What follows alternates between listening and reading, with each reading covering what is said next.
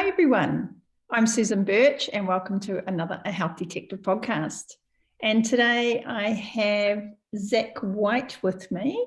Zach belongs to one of the masterclass programs I have joined, and he is a coach, mostly a coach to engineers, but what he has to say applies to all of us. And his coaching business is called Oasis of Courage. And he also has a podcast called the Happy Engineer Podcast. So Zach, thanks so much for coming along and sharing your wisdom today. Susan, thank you for the invitation. Such a pleasure to be here. And I love the energy and the smile. And every time I'm with you and see you, it's a pleasure. And so glad we got to connect through the mastermind that we're a part of. What a privilege. So thank you for the invitation. I'm really looking forward to our conversation today. So you and I have quite a bit of carryover or crossover in our work because we both talk about energy a lot and we work with energy a lot. And I'm going to dive into your perspective on that shortly. But could you just talk about, to begin with, why an engineer became a coach to help engineers change their life and their attitude and get more out of their work? Absolutely. So my story in engineering began the way many engineers had. Master of math and science in school as a youngster. My dad was an electrical engineer, so I grew up in the home with technical things. Fun to me was going in the basement and playing with circuits, things like that. And so being an engineer was in a way part of my destiny, from a young age. And went to Purdue, studied mechanical engineering, and launched into my career. And Susan had great success, really dove in and was hungry for that career growth. Had done well in academics my whole life, really seen as one of the smart kids, and I wanted to continue being seen as a success, and career was the place to do that. And for me, the thing that I found out later, didn't recognize at the time, was that I really only had one strategy for success that worked great in school, but it didn't serve me as an adult in my career, and that was to get smarter and work harder. It's like the only way I knew how to succeed. And, again, in college, that works fine. It's not too difficult to outwork your peers who are partying on the weekends or whatever. But once you get married and you're in your career and you've got other things going on, to continuously trade your time and energy for career success through just trying to brute force it and learn more and get smarter and work harder, leaves you with some gaps in terms of the strategy. And so, short version of a long story, I slowly started to see areas of my life outside of my work really come off the tracks. And while work was doing well and still sort of climbing, even that progress began to slow because I was so distracted and in so much frustration in my marriage and in things at home that just were not working. And I hit a real rock bottom about 5 years after finishing my undergrad, where I was sitting across the table from a divorce attorney, big, beautiful conference room. And for her, this was just another day at the office. But for me, this was the most embarrassing, moment of shame and disappointment and anger and all these emotions that I really didn't know how to deal with as an engineer with relatively low emotional intelligence at the time, and no way to process that situation, and fell into a pretty dark place for a period of time. Super, again, just embarrassed, I think is the word that comes to mind the most, Susan. And coming out of that rock bottom time, in addition to therapy and counseling, doing some work in healing from the pain of that and the grief of the loss, I also hired my first coach. And I said, hey, I need to do this career thing in a different way. I really still want to be successful, but my pursuit of that came at a price that I'm unwilling to pay again. And so how do I do this? How do I approach career from a new lens? And new strategies and new mindsets. And that coaching was transformational in my life. And I actually saw bigger career success than I'd ever had before. My career exploded at that time, had just an incredible run. And Susan, I worked less. I had more fun. I got better opportunities. I got remarried to my now wife, Johanna, who's just the most amazing woman in the world. And life couldn't have been better. And I didn't know it then, but as we see the story unfold now, in that moment of hiring my first coach, the seed was planted for Oasis of Courage. And I fell in love with coaching. Started doing training on my own to master the skills of coaching, at the time to help my team at work. I thought, hey, if, coaching helped me succeed, it's going to help me lead my team in a better way. And it did. His coaching is a great skill set. Any manager or leader in a company would benefit from learning some coaching skills. But, in 2019, I then had an opportunity to leave my corporate job and start doing coaching full time and start my own business.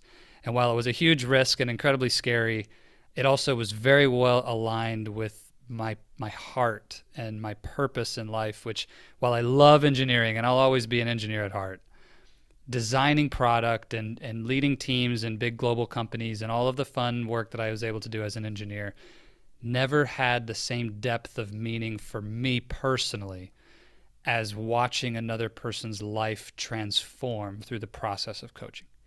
And so, able to bring my experience as a great engineering leader to the world of coaching, where I've developed and really become quite able to help these engineers see things differently, the way that I was able to shift in my own journey. And now watching them create tremendous results, I get the best of both worlds, Susan. I get to solve the biggest engineering problems in the world by helping the engineers solving them be all that they can be. And it's tremendous. So that's my, maybe not too short, but shorter version of a pretty long story for how I came into and out of the world of engineering and into coaching. Well, there's a few things in there I'd like to have a chat to you about, because I think they're quite important to the kind of overall discussion. But I just want to say to the listeners that the time that I've been very privileged to spend with you over the last few months, you are so compassionate, you're so thoughtful, and you're so service oriented. So you're really about delivering value to other people, and I just love how you do that and how that comes across. So thank you for that. Thank you. I'm honored by that. Thank you so much. Zach, my question really is about why do we, and it's not just in engineering, why do we get so fixated and focused on our careers that we forget about communicating with the people and looking after the people that we love the most? I'll start telling you my answer. What was it for Zach, and then extrapolate a bit into how I see it show up with my clients and with people in general. But for me, the blueprint that I grew up in and the way that I created my own significance in the world, and the way I created this sense of meaning and worth for myself was through performance in academics. And that's where I knew I could get the praise, the recognition, the incredible feelings, the endorphins and the dopamine and all the good, the good cocktail of neurotransmitters that makes us feel so amazing in life. I really did find myself in that pattern, in that blueprint of, this is the domain of life that I excel in, and I can consistently get rewarded from the people who I love and the people who I respect. This is the place. When I do well here, it feels amazing. And, as you know, even better than I do, the patterns in our nervous system that get created from that kind of conditioning are difficult to break. And so when I got out of college, career was the next logical domain for me to go seek that fix, that kind of good feeling. And all I wanted was to be, significant in that way, because, again, seeking the same sort of good feelings that come with success and progress in some area of life that people are like, wow, Zach, you're doing so great. Oh, that's so amazing. You're just seeking that thing. And I think it's okay. It's a good thing to desire to be recognized in a way, but that's the pattern that got established for me. So I got into my career, and that was the one place that I knew how to make it work. It was the one place of my life that I knew if I just go and do these things, I'm going to get that praise, I'm going to get that promotion, get that bigger paycheck. And so it was a game I knew how to play and a game I knew how to win. Whereas marriage was a game I did not know how to play, and I was definitely not winning. It was really difficult. It required a lot of new skills and a new level of emotional intelligence and a willingness to be vulnerable and face some of my own shortcomings. And it was really uncomfortable. And given the choice, Susan, it's like my default setting was to pour my energy into what was working and avoid investing time and energy into the things that were sources of difficulty and pain. So, okay, zoom out. I don't want to necessarily say people are dogs, but in a way it's like a Pavlov's dog kind of thing. I was in pursuit of pleasure and avoiding pain. And I do think we can boil a lot of human behavior down to that model. It's of course more nuanced than that, but in many, many cases, our subconscious mind is simply in pursuit of that pleasure and doing everything it can to make note of what to avoid that's causing pain. And so that's what it was for me. When I look around at my clients and people in general, that I work with as a coach, we're all in this journey towards discovering and understanding our worth and meaning. And, some of the biggest fears we have in life is, am I good enough? Am I enough for whatever it is that life throws at me? And do I have what it takes? And, whether it's career or some other pursuit of success, a lot of times, we're proving to ourselves or to someone that we do, and we get into that striving mode, and we just want to feel good. And it's a trap in a way. And there's a literal, physical element to that. There's a mindset element to that. And I believe a spiritual element to that as well. But that's been my experience with it, Susan. So what was it about coaching that made you, or didn't make you, but encouraged you or provided some insights so that you could step back? Because you talked about how your career really blossomed. Yeah.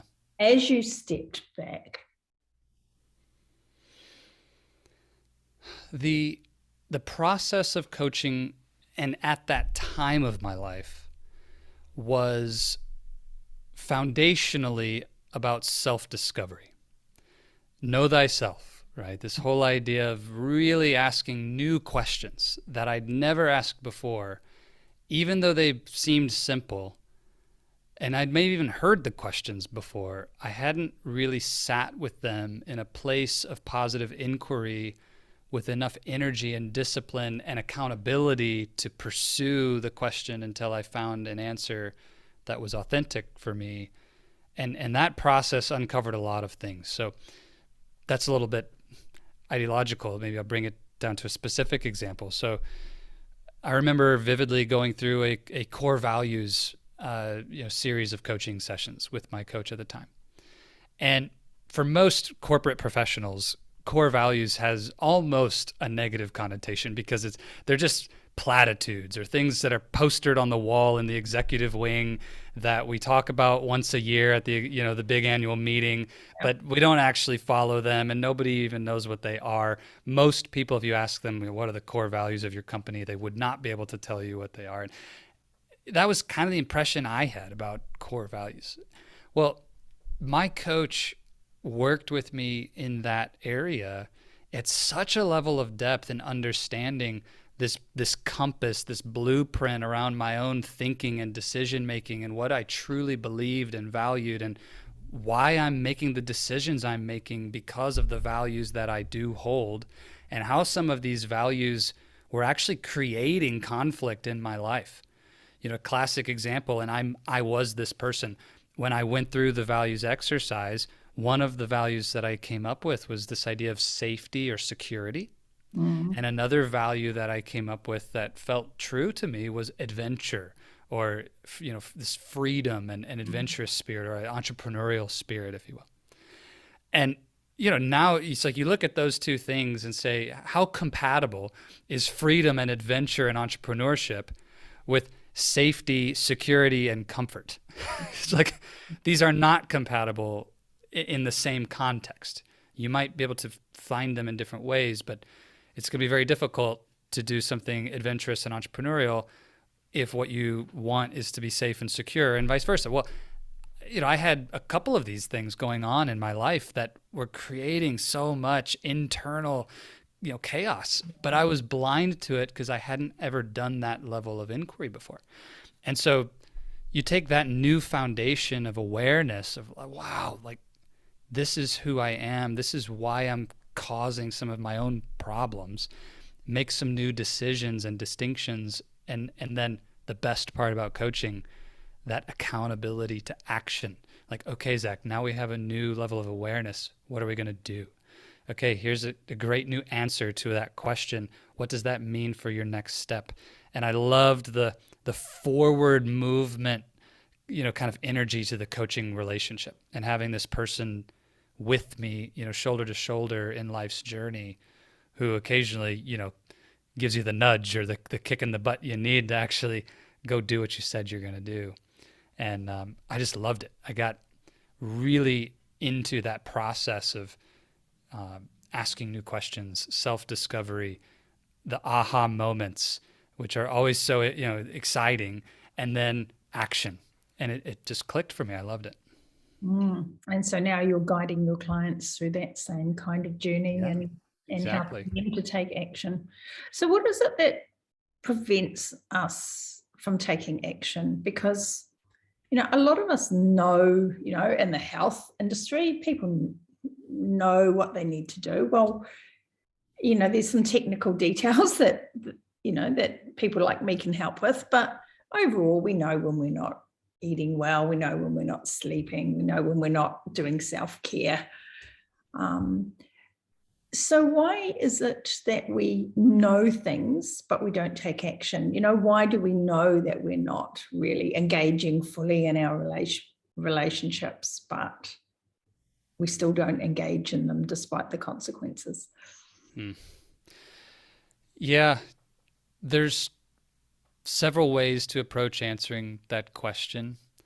One of the models, I'll give credit to BJ Fogg. I think his model around behavior is brilliant. Tiny habits. Yeah, exactly. So if someone listening hasn't seen the book Tiny Habits, I would take a look at that, because his behavior model is really powerful and helps to explain some elements. But here's in OACO language, when I talk about lifestyle engineering with my clients, when this question comes up, the areas that we go to first revolve around the level of clarity that you have in two key areas: your purpose and then your priority or your vision.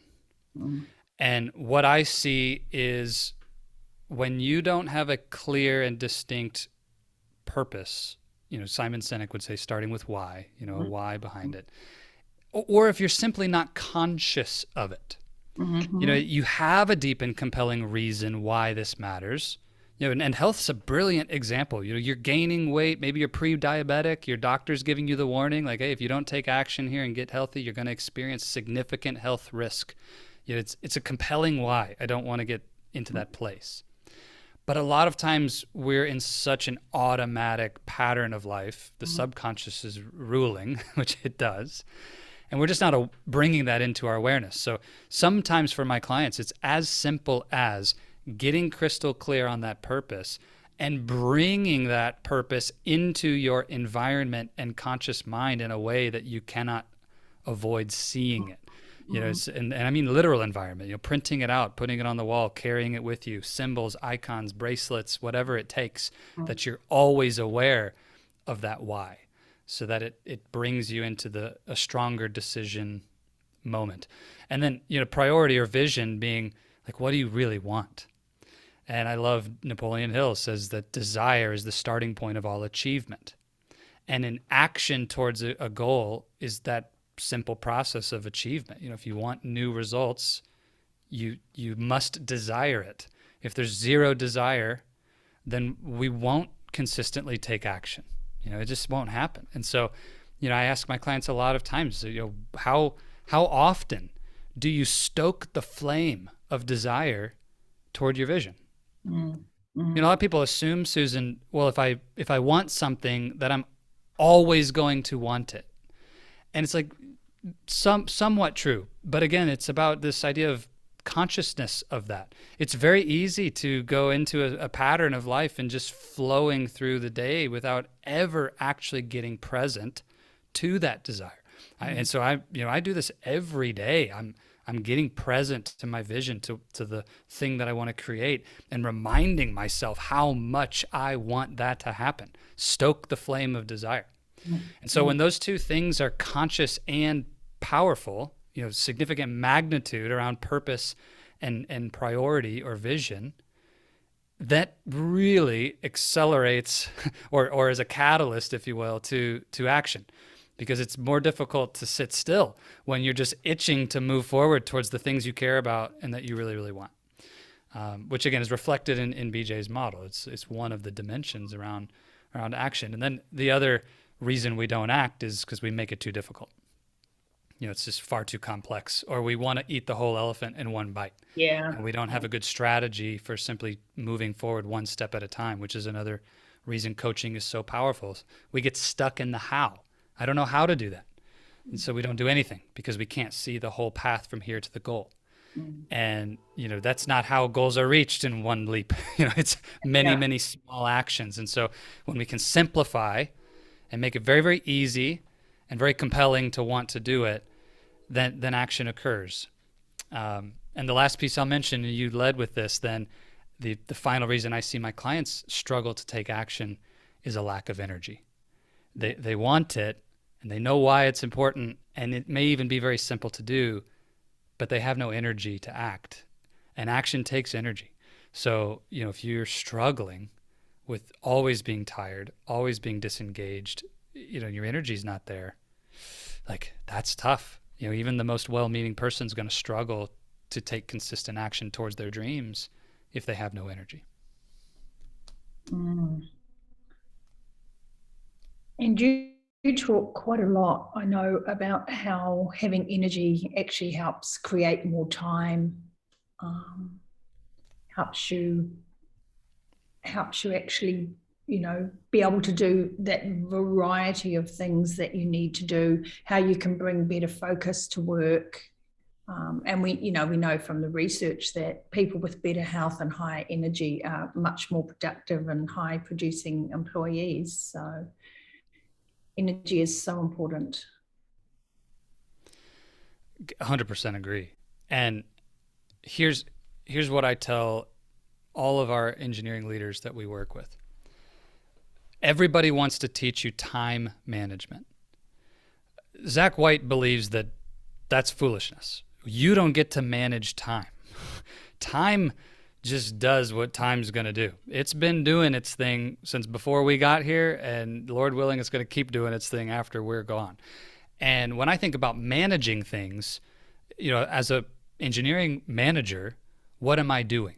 Well, I'm looking at a pool of resources. It could be people resources. It could be budget or dollars resources. It could be, literal equipment or product. There's a lot of different types of resources.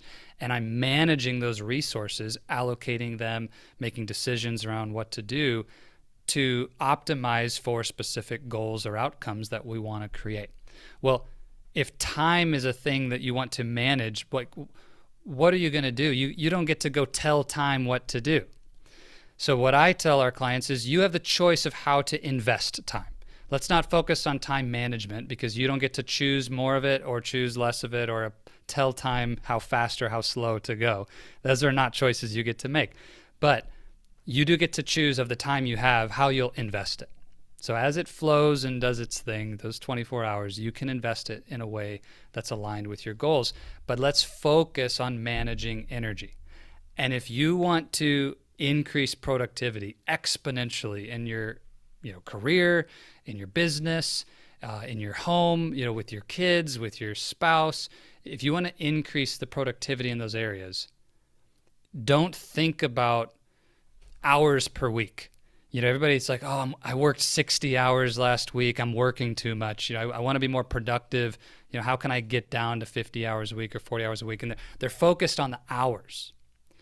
But if you'll focus instead on the energy that you bring in each hour, simply focus on bringing more energy into every task, generating energy for the task in front of you, you will not only get it done faster, but you're going to get a better result as well. And so to create differentiated levels of outcomes and to have time for other things, focusing on being able to generate more energy, which is why health and nutrition and what the work you do, Susan, is so important. But then also managing that energy carefully, because it's still a limited resource. Yeah. Even the healthiest person on the planet only has so much energy at any given time they can use. And so being intentional about how you use it, managing that, and how you manage the replenishing of energy, self-care and rest, and being intentional to not deplete yourself to a level where you do get sick and you do burn out. So that to me is the real game. Master energy management and you'll change your life. Time management and you'll pull your hair out. That's what I've experienced. Yeah. And it's really interesting. As you were speaking, I was recalling when I left secondary school, and we had the big final hula at the end of the year, and we had the speaker stand up and basically tell us, you don't need to sleep until you're dead, just go out there and hammer it. And, and that concept was, a very powerful concept that I'm not entirely sure has completely gone away. I think we are changing how we view those kinds of behaviors, and recognizing that we do need to be managing our energy and having recovery. But, definitely there's that whole perception of, if you're just not out there just like smashing out those hours, and you're not saying I'm working 60 hours a week, you're failing. Yeah, I would say, Susan, while the trend is it's favorable in the sense that people are accepting of that message, that rest and sleep and recovery and, working ungodly hours is not the way. It's being more broadly accepted than ever before. But at the same time, the undercurrent of performance and results and what's necessary to succeed in career and business right now, at least in the US, I can say pretty confidently, it's still there. That culture is definitely still there, to the point where individual employees feel a lot of fear about not working as much as their boss or their peers. And I've had clients who are tremendously intelligent and successful and would be outstanding leaders who are afraid to be promoted to a higher level and to lead bigger teams because they don't want to have to work 10 more hours a week. And that's the only model they've ever seen. It's like, I don't want to get to that level in the company because I don't want to give up my whole life. That's what people still see. And so there's a lot of work yet to do in especially the Fortune 500, these big organizations around changing that culture. And I loved what you said about, what you do with the energy in each of those hours, that you're applying yourself, and whether that's at home in that relationship or at work, how focused are you? How in the moment are you? Mm-hmm. Do you have a plan and a strategy for what the outcome of expending that energy is? Do you know what you want to have achieved at the end of that hour? I think those are really important. Yeah, absolutely. So, Stephen Covey gets credit for beginning with the end in mind. And I think that's true on every time scale. So whether we're talking about, this interview, Susan, as you and I talk, I want to bring 100% of my energy into this conversation, nowhere else, no distractions, fully present and awake and alert. We're in very different parts of the world and different time zones. It's 9:44 in the evening for me, and full disclosure, my bedtime is like 10 p.m. So it's almost bedtime for me. And so I was very intentional to go home and rest before this interview, and then, get up, and I moved my body, and I got my blood pumping before we sat down for this, and really, again, did everything I could to manage my energy into this conversation, with a specific outcome in mind of being fully present and delivering as much value as possible. If it's at work, I always want to know, hey, if I'm going to sit down for 10 minutes or 2 hours, whatever it is, what needs to happen during that time? And then for me, I'm a big believer in Parkinson's law, that work fills the time that we give it. Yeah. And so I'm always challenging that assumption as well. Like, okay, do I really need 2 hours for this? Or is it possible to finish this in less time? And if I have even a shred of belief that it could be less, then I challenge myself, like, let's do it in 90 minutes. And I'm going to bring more energy, get it done faster, and move on to the next thing. Or go home early, take a break. It doesn't mean you have to work more. It means you could go enjoy other things that you love. Mm-hmm. And you touched on the fact that to bring that energy means you have to be in good health. So you've got to have the right nutrition. You've got to be feeding your body properly, exercising, sleeping, getting rid of that, that constant technology.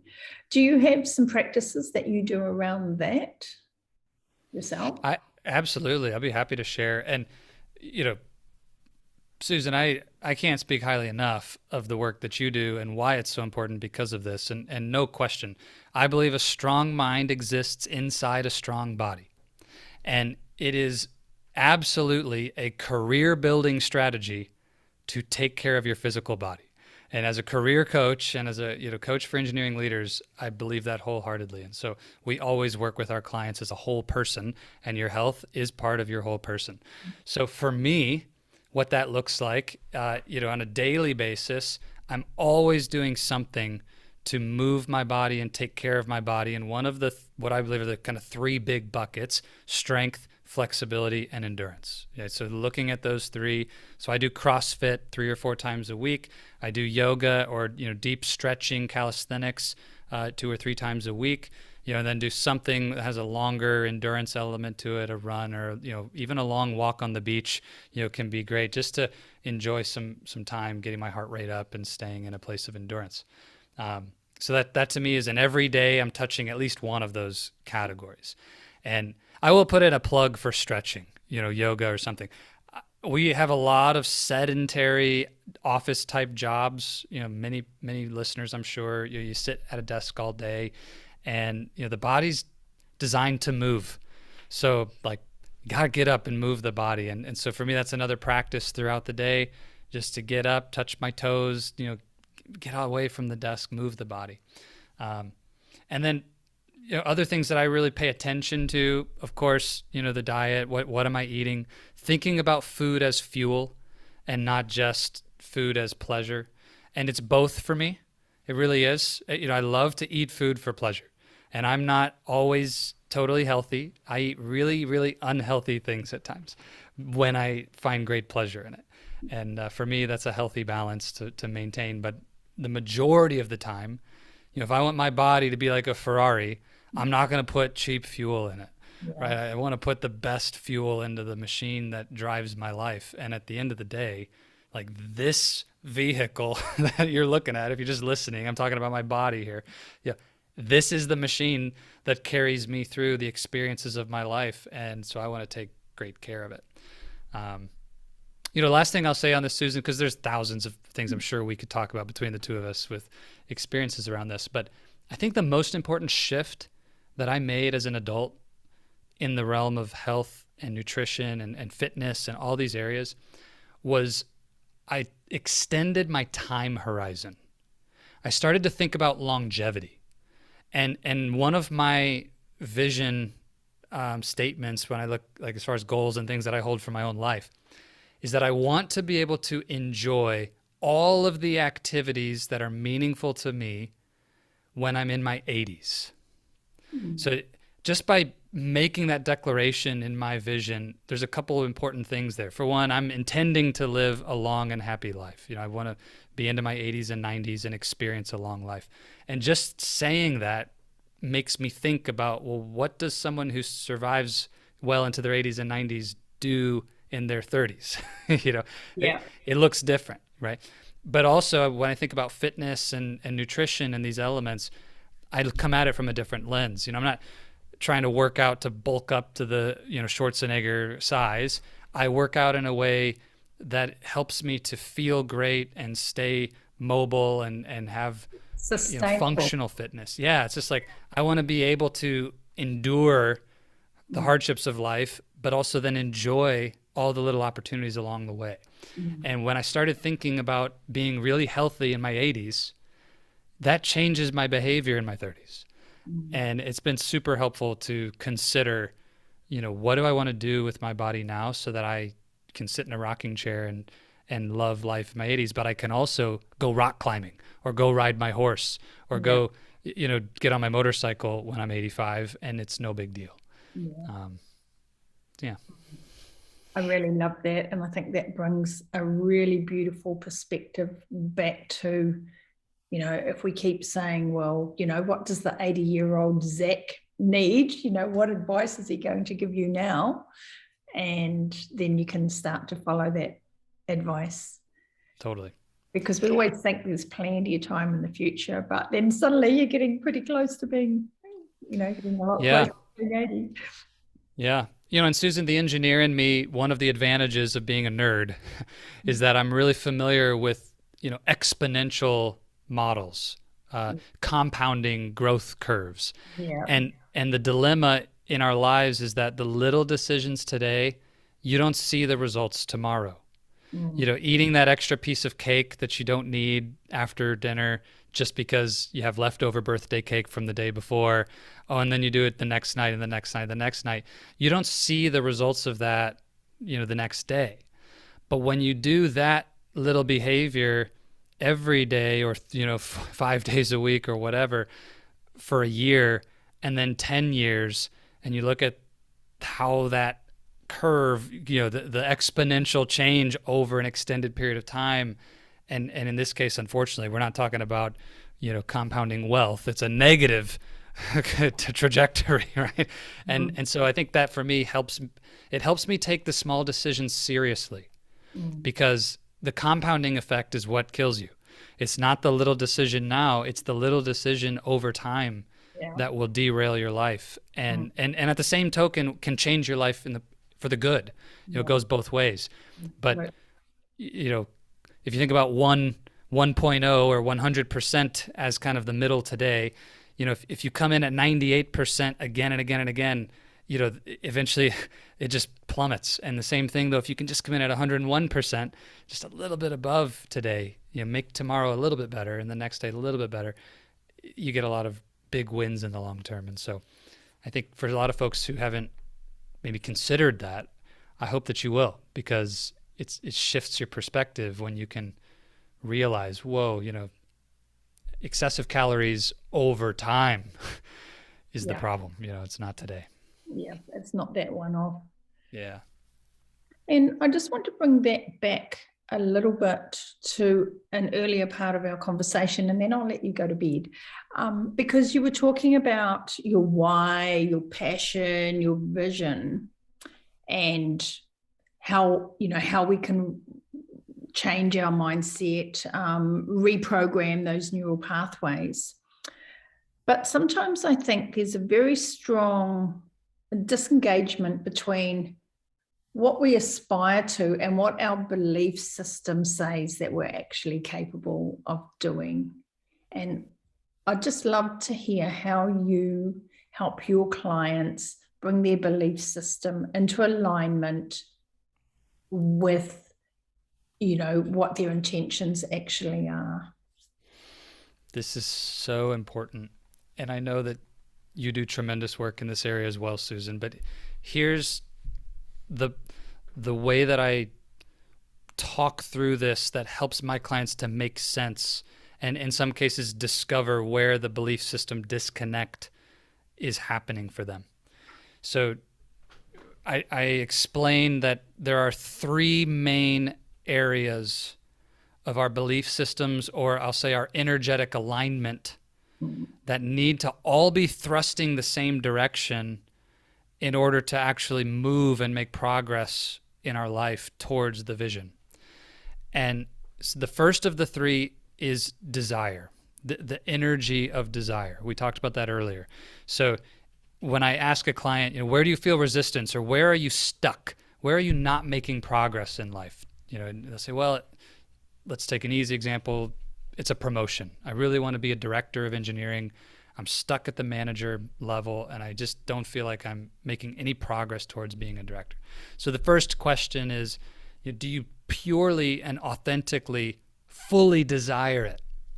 And here's that point I made earlier of saying, well, what if in the back of their mind they actually don't want to be a director because they are afraid that means they'll never see their kids on the weekends. Mm-hmm. So they say they desire to be a director of engineering, but their desire is actually pulling them another direction, because what they desire even more than that is more free time. Mm-hmm. And so there's opposite forces in their beliefs about what they desire. So it's like, look, we got to get really clear. Do you want it or do you not want it? You got to be all in that this is something you want. If you don't desire it, then you're not going to move towards it. Mm-hmm. Okay, so that's number one. Then we ask the question around possibility, the energy of possibility, or you might just say, do you believe that this is possible? Can it happen? So there's times where we say we want something, yeah. But when we actually say, well, is that possible?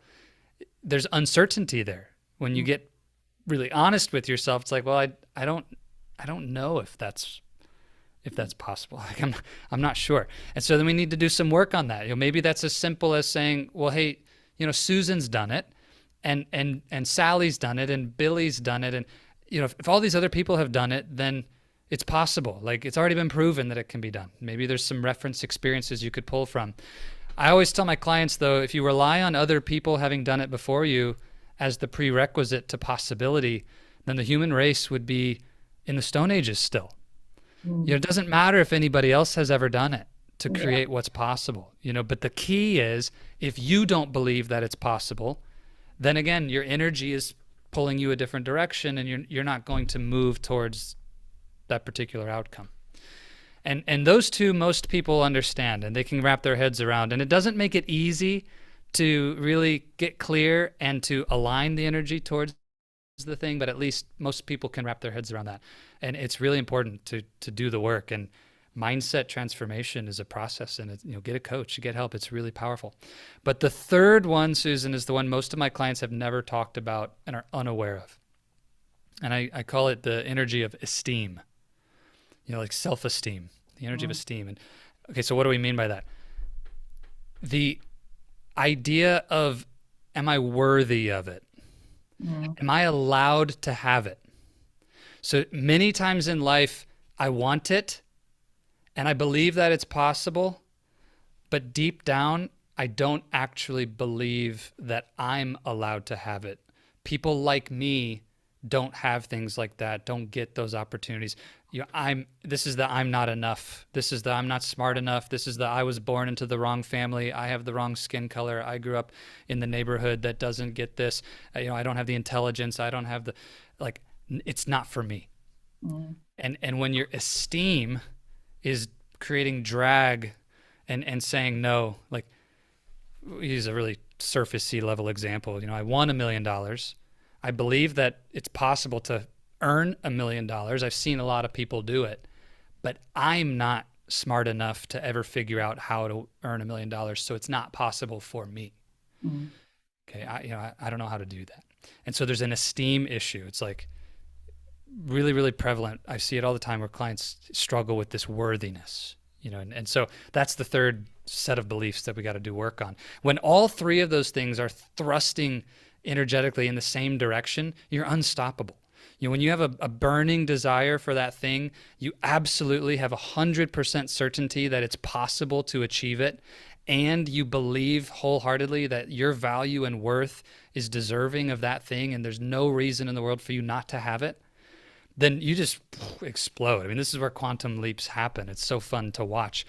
But unfortunately, Susan, myself included, I'm not an exemption to this. We all have these limiting beliefs or these anchors where energetically in one of these three buckets or multiple, we're not actually aligned. And so then we wonder, like, why do I feel stuck? Well, it's because I'm saying with my mouth I want this, but my beliefs are saying I don't. I'm saying that it's possible, but in my mind I actually don't think it's possible.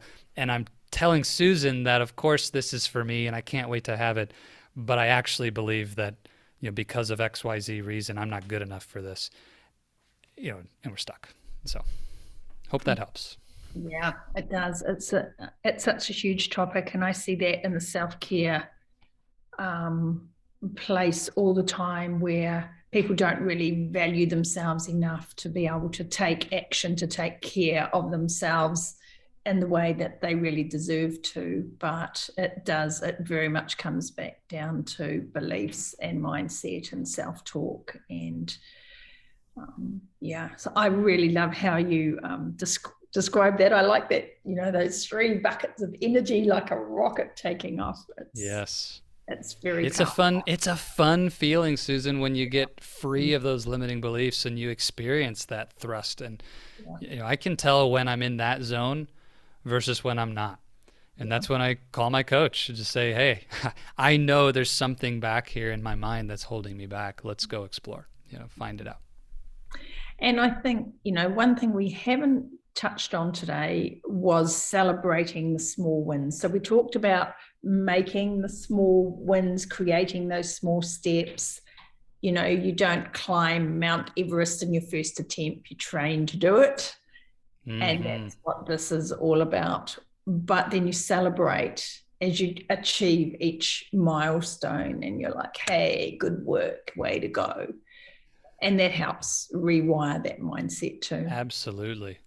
Absolutely. Not only does it help rewire, literally, physiologically, and Susan, you're an expert in this, but for the listeners, measurable physiological changes when you follow this, rhythm or habit building loop of adding in the celebration, it accelerates that process. But the other reason for me that is less about the science, of that and what's happening in your brain and in your nervous system, and easy for me to digest in the experience of life, is that celebrating is a practice of generating energy for me. Mm-hmm. When I celebrate the small win, that gratitude, generosity, celebratory, high energy vibe that's created is something that allows me to then move into my next activity at a higher level.